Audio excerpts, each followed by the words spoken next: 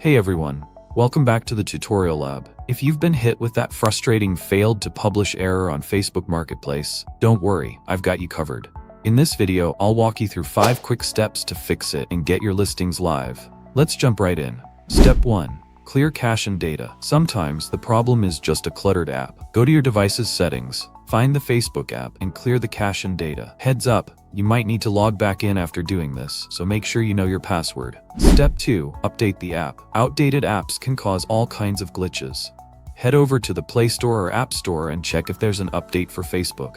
Install it if needed. This could fix the issue instantly. Step 3. Check your internet connection. A weak or unstable connection might be the culprit. Switch between Wi-Fi and mobile data to see if that helps. If your connection is solid, you're good to move on to the next step. Step 4. Review Facebook Marketplace policies. If your listing violates Facebook's policies, it won't get published. Double-check your content to make sure it complies, especially if you're selling something specific, like electronics, furniture, or services.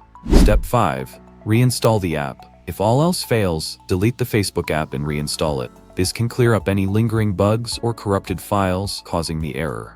And that's it. After trying these steps, go ahead and republish your listing.